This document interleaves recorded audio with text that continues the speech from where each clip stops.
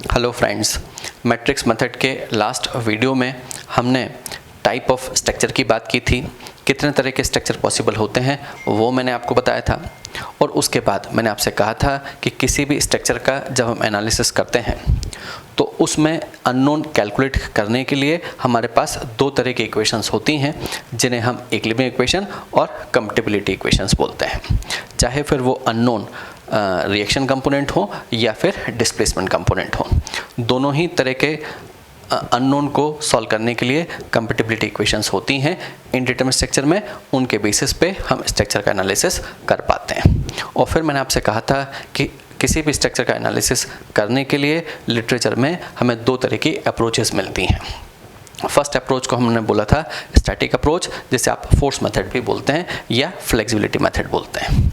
और जो दूसरे तरह की अप्रोच होती है उसे बोलते हैं हम काइनेमेटिक अप्रोच या डिस्प्लेसमेंट मेथड या फिर स्टिफनेस मेथड। और इन दोनों ही अप्रोचेस के थ्रू हम किसी भी स्ट्रक्चर का एनालिसिस कर पाते हैं। अब आगे चलते हैं और मैट्रिक्स मेथड को समझने के पहले हम डिस्प्लेसमेंट और फोर्स के बीच में क्या रिलेशन होती है इसको डिस्कस करते हैं। क्योंकि मैट्रिक्स मेथड आपको तभी समझ में आएगा या हम उसको यूज़ तभी कर पाएंगे जब हमें फोर्स और डिस्प्लेसमेंट के बीच में रिलेशन के कंसेप्ट क्लियर हों। तो स्टार्ट करते हैं और सबसे पहले मैं आपको फोर्स और डिस्प्लेसमेंट के बीच में रिलेशन किन मेथड्स से कैलकुलेट की जाती है उसके बारे में बताता हूँ। तो देखिए, मैंने यहाँ पे हेडिंग डाली और लिखा relationship amongst force and deformation. Deformation means displacement और रोटेशन दोनों at the ends of member.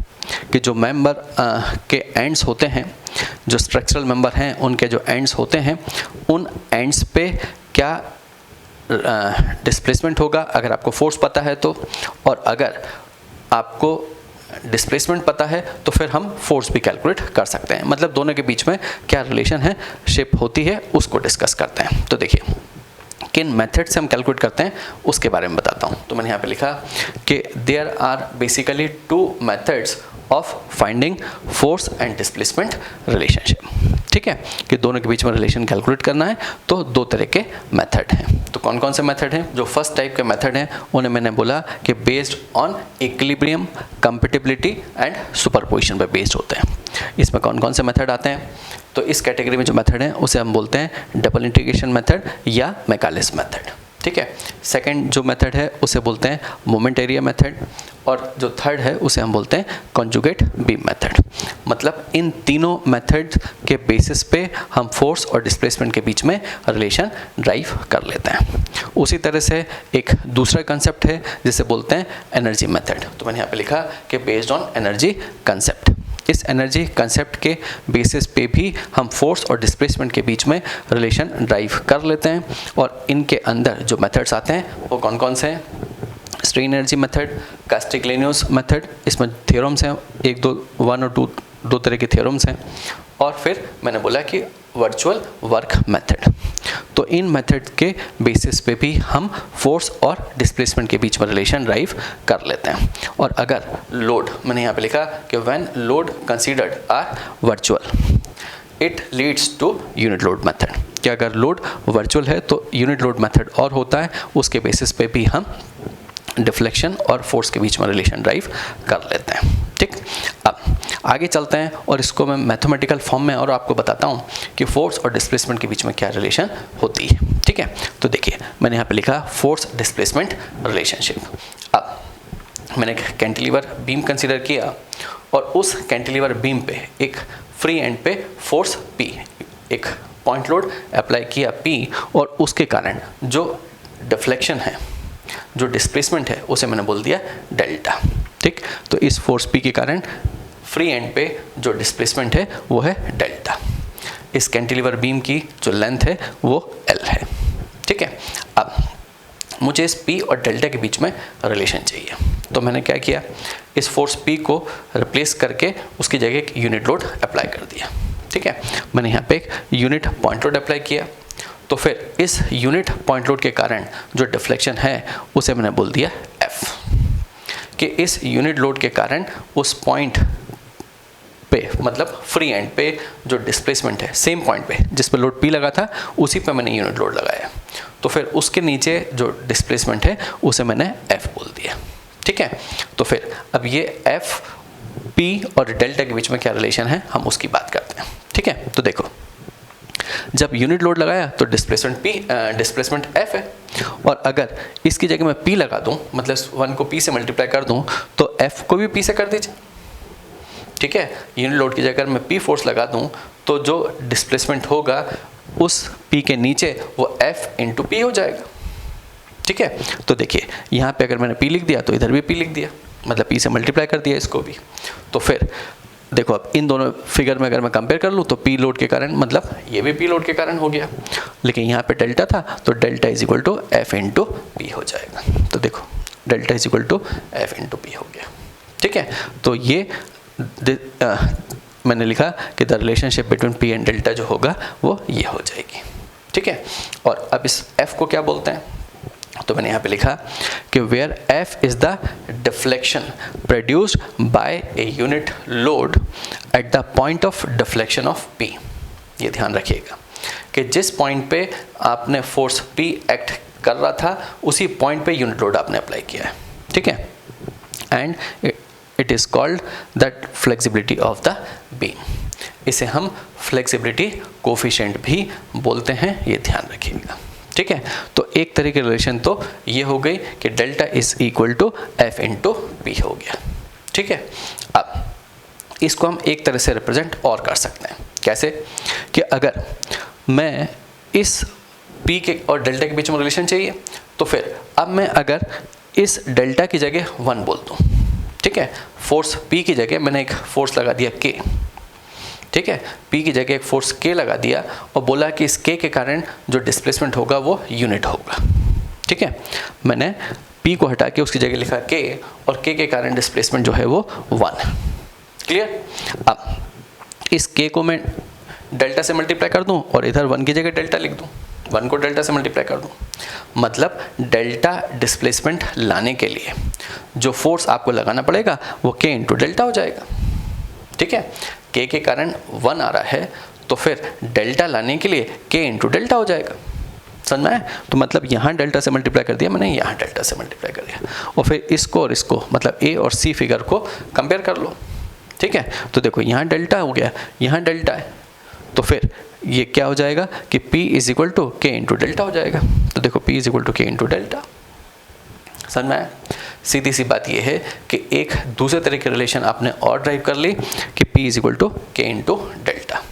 अब यहाँ पे K क्या है, तो यहाँ पे मैंने लिखा कि where K is the force required to produce unit displacement at the point of application of load P। K क्या है, K यूनिट डिस्प्लेसमेंट लाने के लिए उस पॉइंट पे जहाँ पे वो लोड अप्लाई किया था, वो लोड लग रहा था, उस पे जो फोर्स लगाना पड़ा उसे मैंने बोला वो K है, ठीक है। और इस K को क्या बोलते हैं, मैंने कहा and it is called the stiffness of the beam, या इस K को हम स्टिफनेस कोफिशिएंट भी बोलते हैं, और ये K जो है वो इस बीम की स्टिफनेस को भी रिप्रेजेंट करता है। जैसे कि ये जो F था वो फ्लेक्सिबिलिटी को रिप्रेजेंट कर रहा था, उसी तरह से K जो है उस बीम की स्टिफनेस को रिप्रेजेंट कर रहा है, मतलब F और K के बीच में एक इनवर्स रिलेशनशिप हो गई। तो देखिए इसलिए मैंने यहाँ पे नोट डाल के लिखा है कि flexibility F and the stiffness K are the inverse to one another, मतलब F और K दोनों इनवर्स रिलेशनशिप में होते हैं, मतलब F is equal to 1/K हम बोल सकते हैं, ठीक। अभी जो हमने 2 टाइप्स ऑफ मेथड डिस्कस किए, उन मेथड्स के बेसिस पे हम किसी भी स्ट्रक्चर के अंदर डिस्प्लेसमेंट और फोर्स के बीच में रिलेशन ड्राइव कर सकते हैं। लेकिन कुछ स्टैंडर्ड केसेस के लिए मैंने यहाँ पे इन टेबल्स के थ्रू डिस्प्लेसमेंट और फोर्स के बीच में रिलेशन शो करने की कोशिश की है, ठीक है। सबसे पहले तो हम फ्लेक्सिबिलिटी मैट्रिक्स मेथड की बात करते हैं कि फ्लेक्सिबिलिटी मैट्रिक्स मेथड जो है वो फोर्स मेथड है, और फोर्स मेथड है मतलब यहाँ पे फोर्स एज ए अननोन होगा। तो फिर एंड्स पे जो भी स्ट्रक्चर है उसके एंड्स पे मुझे रोटेशन और जो सेंटर है या और दूसरे पॉइंट्स हैं वहाँ पे डिस्प्लेसमेंट पता होना चाहिए। तो फिर ये जो मैंने टेबल बनाई है इस टेबल के थ्रू हम कुछ स्टैंडर्ड केसेस के लिए डिस्प्लेसमेंट और रोटेशन कैलकुलेट कर सकते हैं। कैसे? देखिए, यहाँ पे मैंने 3 डिफरेंट कॉलम बनाए हैं।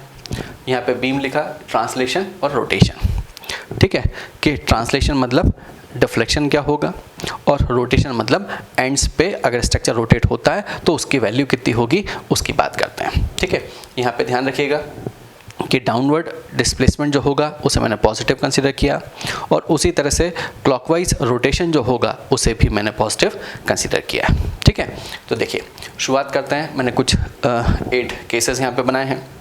फर्स्ट केस में एक सिंपली सपोर्टेड बीम कंसीडर किया, इसके ऊपर यूडीएल एक्ट कर रहा है। तो फिर जब इस बीम के ऊपर यूडीएल एक्ट करता है तो सेंटर पे जो डिफ्लेक्शन की वैल्यू होगी वो होगी 5WL⁴ अपॉन 384 EI। यहाँ पे जो W है, स्मॉल w है, ये मीन्स ये यूडीएल को रिप्रेजेंट कर रहा है। ये यूडीएल है, ये टोटल लोड नहीं है। ठीक, ये ध्यान रखिएगा। और ये डाउनवर्ड डिस्प्लेसमेंट है, मतलब इस बीम में जो डिस्प्लेसमेंट होगा वो डिफ्लेक्शन जो होगा वो डाउनवर्ड होगा। मतलब ये कुछ स्ट्रक्चर जो डिफ्लेक्ट होगा वो कुछ इस तरह से होगा। क्लियर? तो ये जो डिस्प्लेसमेंट है इस पॉइंट पे ये डाउनवर्ड है। क्लियर?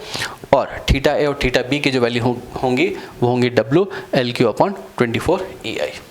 ये ध्यान रखना कि थीटा ए ये क्लॉकवाइज होगा और थीटा बी एंटी क्लॉकवाइज, क्योंकि ये नेगेटिव साइन लगा है। ठीक है, क्लॉकवाइज कैसे होगा? देखिए, ओरिजिनल स्ट्रक्चर से जो डिफ्लेक्टेड शेप है उसकी तरफ मूव करिए। तो देखिए ये क्लॉकवाइज गए आप, इसलिए थीटा ए क्लॉकवाइज। इसको मैंने बोल दिया कि दिस इज थीटा ए। और इसी तरह से ओरिजिनल स्ट्रक्चर से जब आप डिफ्लेक्टेड शेप की तरफ जाते हैं तो ये एंटी क्लॉकवाइज गए, इसलिए इसको मैंने बोल दिया दिस इज थीटा बी। तो थीटा बी नेगेटिव है और थीटा ए जो है वो पॉजिटिव है। क्लियर? अब आगे चलते हैं।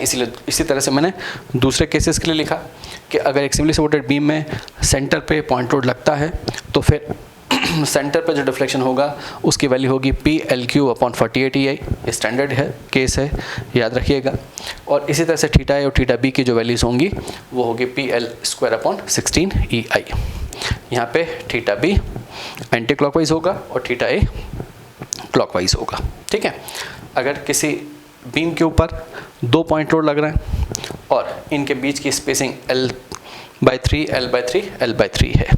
ठीक है, मतलब इन दोनों के बीच की स्पेसिंग L/3 है। तो फिर जो थीटा सी की वैल्यू होगी वो होगी 23 PL³ अपॉन 648 EI और थीटा ए थीटा बी की वैल्यू जो होगी PL² अपॉन 9 EI।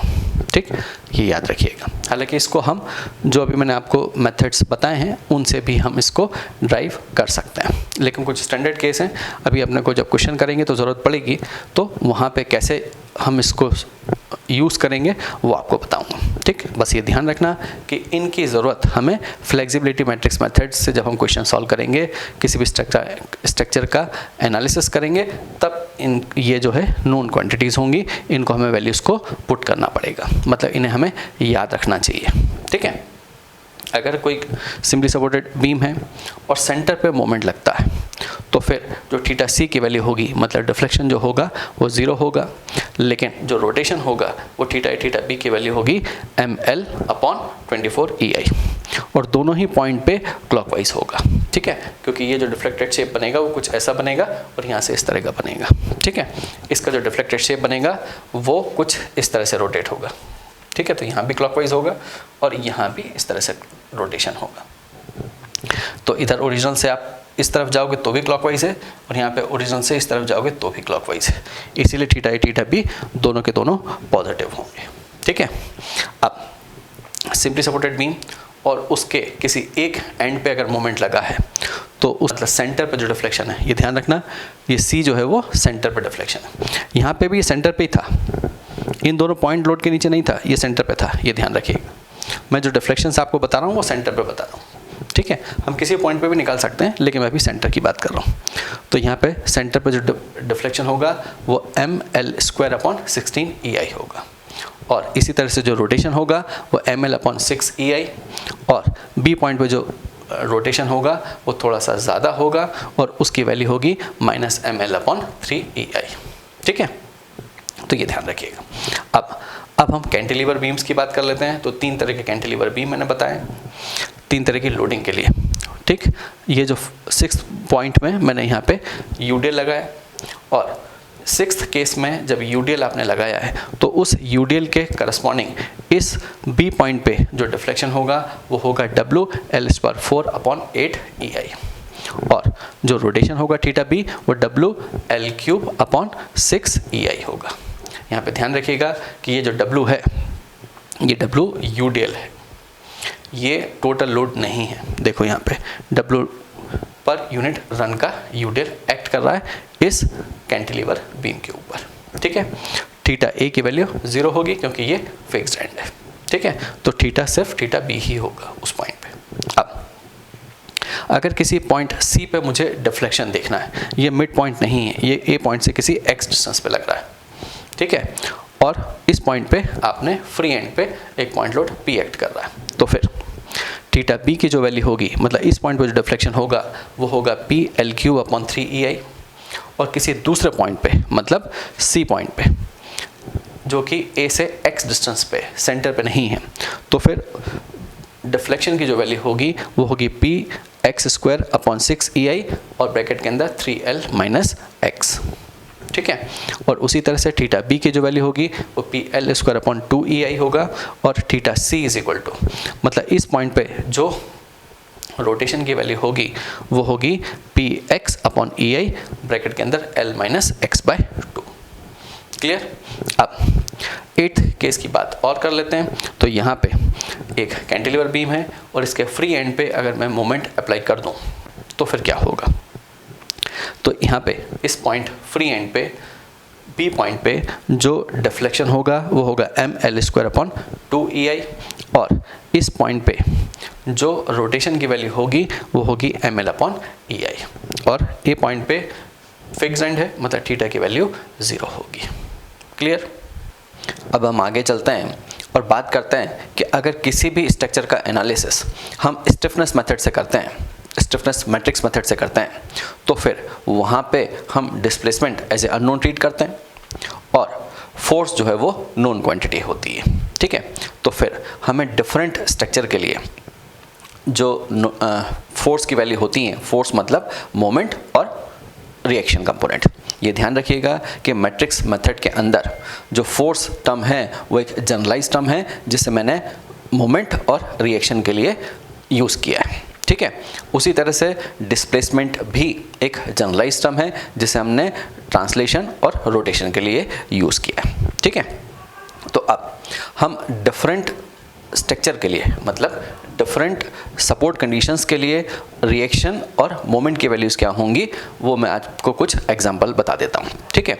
हालांकि जो मैंने अभी आपको मेथड्स बताए उन मेथड के बेसिस पे हम ये रिएक्शन कंपोनेंट कैलकुलेट कर सकते हैं, लेकिन कुछ एग्जांपल मैं आपको बता देता हूँ। देखिए मैंने यहाँ पे 4 एग्जांपल लिखे हैं कि अगर एक फिक्स बीम है और उसके ऊपर यूडीएल एक्ट कर रहा है, तो फिर जो फिक्स एंड मोमेंट होगा उसकी वैल्यू होगी MA is equal to -MB is equal to WL²/12, ये माइनस साइन के साथ में, ठीक है। मतलब MA जो होगा वो एंटी क्लॉकवाइज होगा, इस एंड पे जो मोमेंट होगा, और MB की जो वैल्यू होगी वो पॉजिटिव होगी क्योंकि इस एंड पे वो क्लॉकवाइज मोमेंट होगा।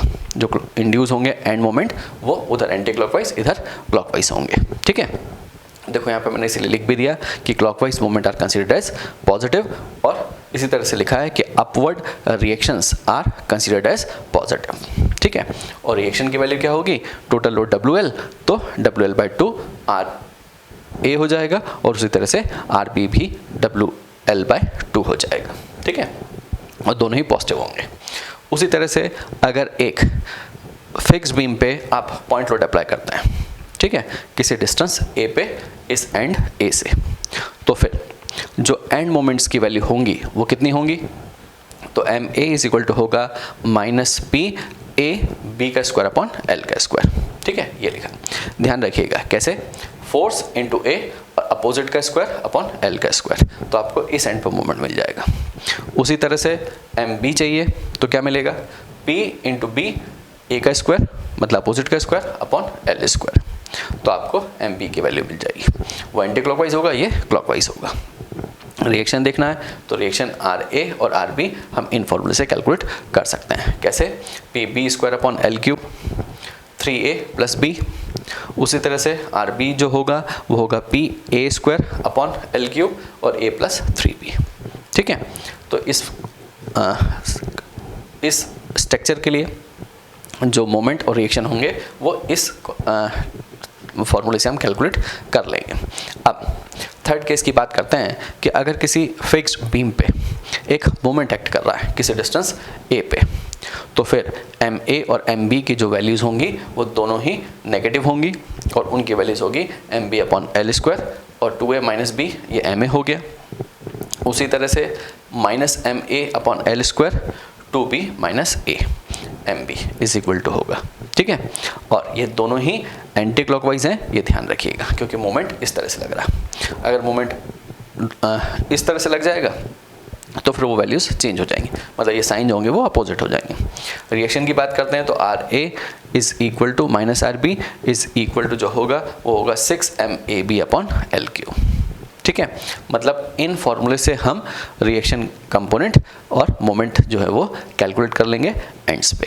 ठीक है, एक केस और देख लीजिए कि अगर किसी फिक्स बीम के ऊपर यूनिफॉर्मली वेरिंग लोड लग रहा है, मतलब ट्रायंगुलर लोड अगर लग रहा है, तो फिर उस केस के लिए जो मोमेंट्स होंगे एम ए और एम बी की वैल्यू जो होगी वो ये होगी minus W L square upon 30 और ये होगा डब्लू एल स्क्वायर अपॉन 20। ये प्लस है, उधर एंटी क्लॉकवाइज मूवमेंट होगा, इधर क्लॉकवाइज मूवमेंट होगा। ठीक है, और डब्लू जो है वो यहाँ 0 से स्टार्ट होके डब्लू पर यूनिट रन का मोमेंट लग रहा है। ठीक है, मतलब ये वेरी कर रहा है, यहाँ 0 से स्टार्ट होके इस पॉइंट पे डब्लू है वो। ठीक है, अब आर ए और आर बी चाहिए तो ये वैल्यू होगी 3WL अपॉन 20 और ये R B is equal to होगा 7WL अपॉन 20 और दोनों ही वैल्यूज़ पॉजिटिव होंगी। ठीक, मतलब स्टिफनेस मैट्रिक्स मेथड में जो आपको नोन क्वांटिटीज़ होती हैं वो यही वैल्यूज़ होती हैं। ठीक है, और डिस्प्लेसमेंट ऐसे अननोन होता है, मतलब ट्रांसलेशन और रोटेशन मुझे कैलकुलेट करना होता है तो हम स्टिफनेस मैट्रिक्स मेथड से वो कैलकुलेट कर लेंगे। क्लियर? अब आगे चलते हैं और बात करते हैं कि ये स्टिफनेस मैट्रिक्स मेथड और फ्लेक्सिबिलिटी मैट्रिक्स मेथड की ज़रूरत क्यों पड़ रही है। देखिए, मैंने आपको लास्ट वीडियो में बताया था कि स्ट्रक्चर 3 तरह के होते हैं। कौन कौन से होते हैं? मैंने आपसे कहा था कि 1 डायमेंशन मतलब स्केलेटन या फ्रेम्ड स्ट्रक्चर, फिर 2 डायमेंशन स्ट्रक्चर और फिर 3 डायमेंशन स्ट्रक्चर। मैंने आपको ये भी बताया था कि 2 डायमेंशन स्ट्रक्चर और 3 डायमेंशनल स्ट्रक्चर का एनालिसिस तो हम फाइनाइट एलिमेंट मेथड के थ्रू करते हैं। ठीक, वो एक अलग सब्जेक्ट है, उसकी बात बाद में करेंगे। अभी हम बात कर रहे थे फ्रेम्ड स्ट्रक्चर की, कि अगर मुझे किसी फ्रेम्ड स्ट्रक्चर का एनालिसिस करना है तो फिर हम कैसे करते हैं। तो देखिए, फ्रेम्ड स्ट्रक्चर के लिए मैंने आपको लास्ट वीडियो में 2 अप्रोचेस भी बताई थी कि एक स्टैटिक अप्रोच होती है, मतलब फोर्स मेथड पे बेस्ड होती है, और एक डिस्प्लेसमेंट अप्रोच होती है, मतलब जिसे हम स्टिफनेस मेथड बोलते हैं और उसमें डिस्प्लेसमेंट एज ए अननोन होता है, जिसे काइनेमेटिक अप्रोच भी बोलते हैं। सीधी सी बात ये कि इन 2 अप्रोचेस को यूज़ करके हम किसी भी फ्रेम्ड स्ट्रक्चर का एनालिसिस कर लेते हैं। ठीक है, तो इस पर तो कई सारे मेथड्स हैं, moment distribution method, slope deflection method, Kani's method, फिर जो फ्लेक्सिबल मेथड हैं उसमें 3 moment theorem, column analogy method, मतलब कई सारे मेथड्स हैं। तो फिर स्टिफनेस मैट्रिक्स मेथड और फ्लेक्सिबिलिटी मैट्रिक्स मेथड की ज़रूरत क्यों पड़ती है, हम उसकी बात करते हैं। तो देखिए, अगर किसी भी इनडिटरमिनेट स्ट्रक्चर में अगर नंबर ऑफ इनडिटरमिनेसी कम है तो फिर मैंने यहाँ पे लिखा, वो देखिए मैंने क्या लिखा कि for analysis of indeterminate structure consistent deformation method. Consistent deformation method का मतलब होता है फोर्स मेथड या फ्लेक्सिबिलिटी मेथड, और slope deflection method is used if the degree of इनडिटरमिनेसी is less. कि अगर डिग्री ऑफ इनडिटरमिनेसी कम है तो फोर्स मेथड या स्लोप डिफ्लेक्शन मेथड के बेसिस पे हम उस स्ट्रक्चर का एनालिसिस कर सकते हैं। ठीक, बस ये ध्यान रखना कि डिग्री ऑफ इनडिटरमिनेसी कम होगी तब हम ये मेथड यूज़ करके और जो अननोन होते हैं वो कैलकुलेट कर लेते हैं, और फिर उन अननोन के बेसिस पे बेंडिंग और शियर फोर्स कैलकुलेट कर लेते हैं। ठीक, और क्यों ऐसा होता है? क्योंकि यहाँ पे आपको कई सारी साइमल्टेनियस इक्वेशन मिलती हैं और साइमल्टेनियस इक्वेशन को सॉल्व करके हम ये कैलकुलेट कर लेते हैं। ठीक है, तो अगर नंबर ऑफ साइमल्टेनियस इक्वेशन ज़्यादा हो जाएंगी तो फिर क्या होगा, तो फिर 1930 में एक डिस्ट्रीब्यूशन प्रोसीजर आया, ठीक है, जिसे आप बोलते हैं मोमेंट डिस्ट्रीब्यूशन मेथड या कानीज मेथड। तो इन मेथड्स के बेसिस पे हम साइमल्टेनियस इक्वेशन की जगह मोमेंट डिस्ट्रीब्यूशन मेथड मतलब डिस्ट्रीब्यूशन ऑफ मोमेंट के थ्रू एनालिसिस कर पाते थे। लेकिन इसकी भी अपनी एक लिमिटेशन थी, इसमें भी हम कई सारे अननोन्स को सॉल्व नहीं कर पाते थे। अगर नंबर ऑफ अननोन ज़्यादा हो जाएं तो सॉल्व नहीं कर पाते थे। ठीक है, हालांकि 3 to 5 स्टोरी अगर बिल्डिंग है तो हम कानीज मेथड के थ्रू उसका एनालिसिस कर लेते हैं आसानी से। ठीक है, देखो मैंने यहाँ पे लिखा भी है कि 3 to 5 storey building frame where analyse conveniently by Kani's method, कि कानीज मेथड के थ्रू हम 3 to 5 स्टोरी बिल्डिंग अगर होती है तो उसको हम मैनुअली सॉल्व कर पाते हैं। लेकिन अगर स्ट्रक्चर लार्ज हो जाए तो फिर क्या होगा। ठीक है, मान लीजिए एक 10 स्टोरी बिल्डिंग है और उसके 6 वेज हैं, तो फिर वो स्ट्रक्चर 60 डिग्री का इंडिटरमिनेट स्ट्रक्चर हो जाएगा। और 60 डिग्री का इंडिटरमिनेट स्ट्रक्चर हो जाएगा मतलब 60 अननोन होंगे, और फिर उन 60 अननोन के लिए आपको साइमल्टेनियस इक्वेशन बनाना पड़ेंगी और उन साइमल्टेनियस इक्वेशन को सॉल्व करना पड़ेगा और फिर जाके सॉल्व कर पाओगे। तो ये मैनुअली तो पॉसिबल नहीं है, तो फिर उसके लिए हमें कंप्यूटर एप्लीकेशन की ज़रूरत पड़ती है। ठीक है, मतलब कंप्यूटर प्रोग्रामिंग के थ्रू हम उसको सॉल्व कर पाते हैं। तो देखो यहाँ पे मैंने लिखा कि for very large structure approximate method are use. ठीक है, मैंने अभी आपसे कहा कि हमें कंप्यूटर प्रोग्रामिंग की ज़रूरत पड़ती है और कंप्यूटर प्रोग्रामिंग के थ्रू हम सॉल्व कर पाते हैं। ठीक है, लेकिन हमें इलास्टिक प्रॉपर्टीज़ पता होना चाहिए। जो आप मेंबर डिज़ाइन करोगे, एनालिसिस करोगे, उनकी इलास्टिक प्रॉपर्टीज़ पता होंगी तभी एनालिसिस कर पाएंगे। तो इलास्टिक प्रॉपर्टीज़ को एक रफ़ आइडिया जानने के लिए, इलास्टिक प्रॉपर्टीज़ के बारे में हम एक अप्रॉक्सीमेट मेथड यूज़ करते हैं। ठीक है, तो वो अप्रॉक्सीमेट मेथड कौन से होते हैं, मैंने आपसे कहा कि substitute frame method for vertical load जो है वो हम यूज़ करते हैं अप्रॉक्सीमेट मेथड।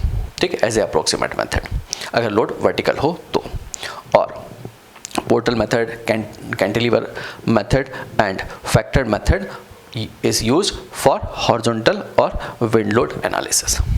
मतलब अगर किसी स्ट्रक्चर के ऊपर हॉरिजॉन्टल लोड लग रहा है तो फिर पोर्टल मेथड, कैंटिलीवर मेथड या फैक्टर्ड मेथड जो होते हैं इसके बेसिस पे हम उसका एनालिसिस कर पाते हैं, रफ एनालिसिस कर पाते हैं। ये अप्रॉक्सीमेट मेथड है। ठीक है, और इन अप्रॉक्सीमेट मेथड के बेसिस पे हम इलास्टिक प्रॉपर्टीज़ के बारे में एक रफ आइडिया जान लेते हैं। ठीक है, अब एक चीज़ और डिस्कस करते हैं जिससे मैंने यहाँ पे नोट डाल के भी लिखा है कि फ्लेक्सिबिलिटी मैट्रिक्स मेथड और स्टिफनेस मैट्रिक्स मेथड कैसे बने हैं, ये इनका बेस क्या है।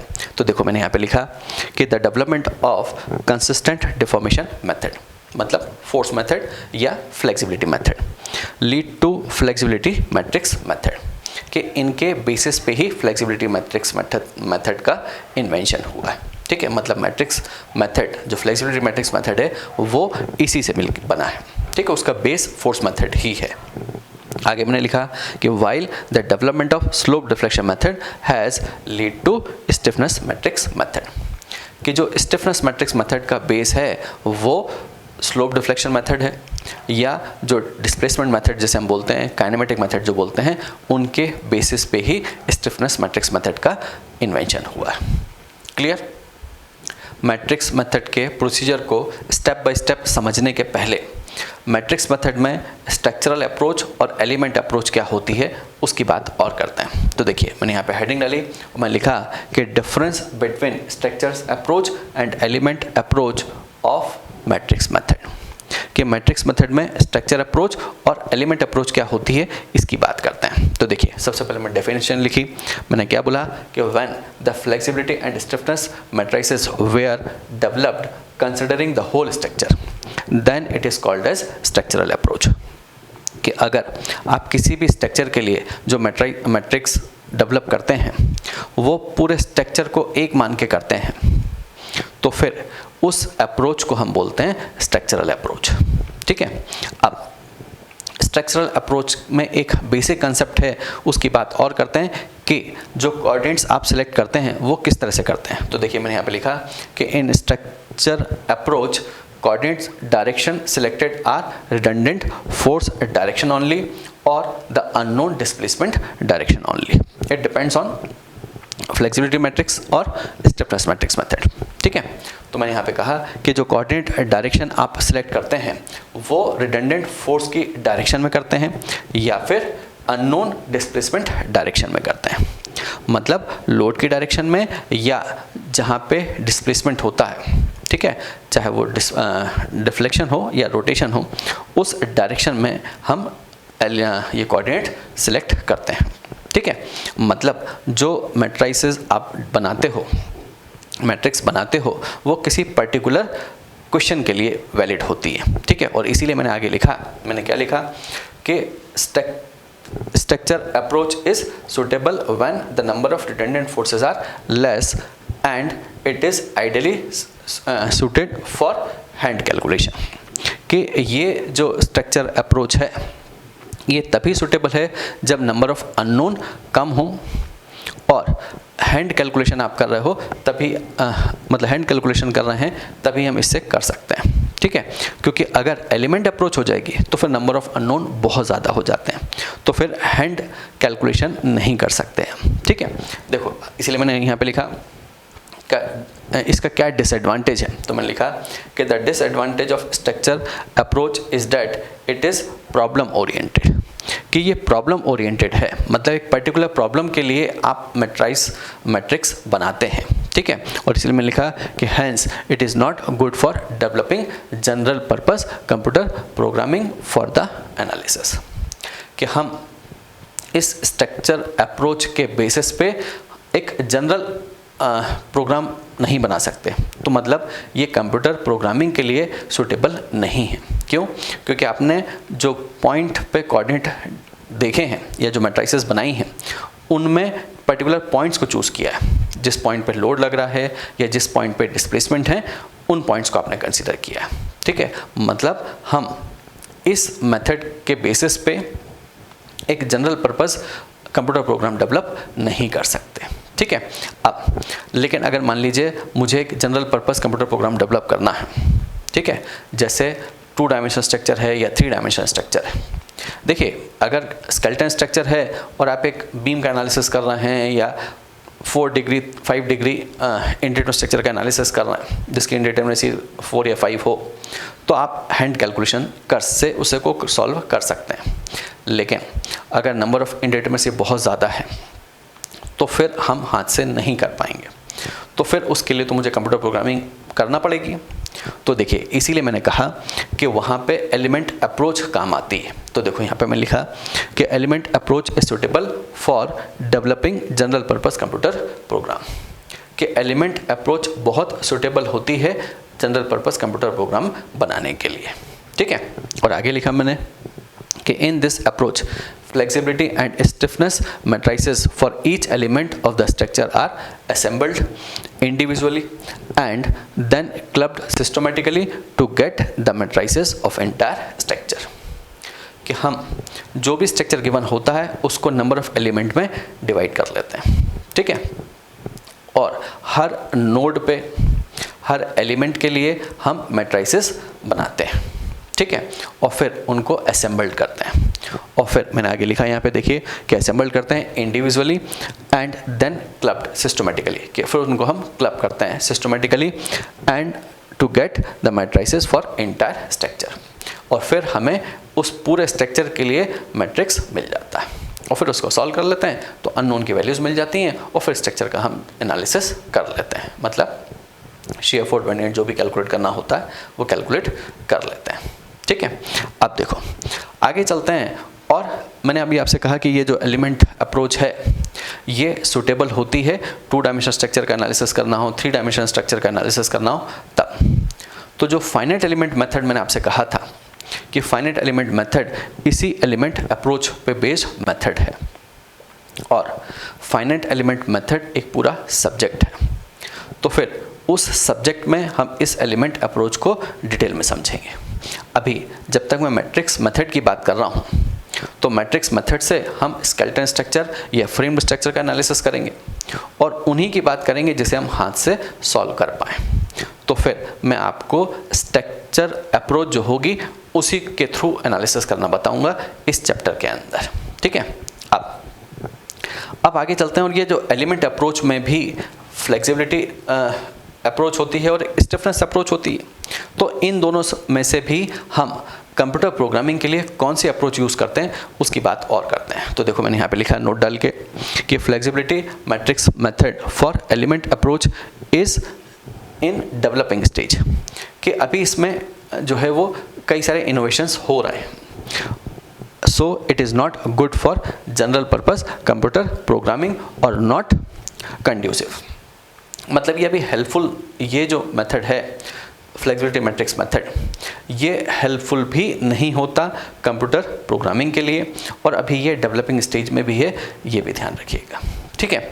तो फिर इसलिए मैंने लिखा कि hence the element approach by stiffness matrix method is widely used for developing general purpose computer programming, कि general purpose computer program develop करने के लिए या फाइनाइट एलिमेंट मेथड जो है वो स्टिफनेस मैट्रिक्स मेथड के बेसिस पे ही है। और उस मेथड में हम किसी भी स्ट्रक्चर को नंबर ऑफ एलिमेंट्स में डिवाइड करते हैं और फिर हर एलिमेंट के लिए मैट्रिक्स बनाते हैं और फिर उसको असेंबल करते हैं, तो हमें पूरे स्ट्रक्चर का रिस्पॉन्स पता चल जाता है, पूरे स्ट्रक्चर के लिए मैट्रिक्स मिल जाता है और फिर उसमें हम अननोन कैलकुलेट कर लेते हैं।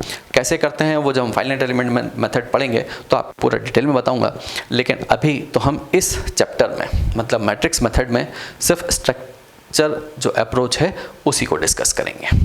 अब नेक्स्ट वीडियो में मतलब मैट्रिक्स मेथड के थर्ड पार्ट में हम फ्लेक्सिबिलिटी मैट्रिक्स मेथड के बेसिक कंसेप्ट को समझेंगे और स्टेप बाय स्टेप प्रोसीजर के थ्रू मैट्रिक्स कैसे बनाते हैं हम उसको डिस्कस करेंगे और इस पे बेस्ड 1-2 न्यूमेरिकल भी सॉल्व करके देखेंगे। Thank you.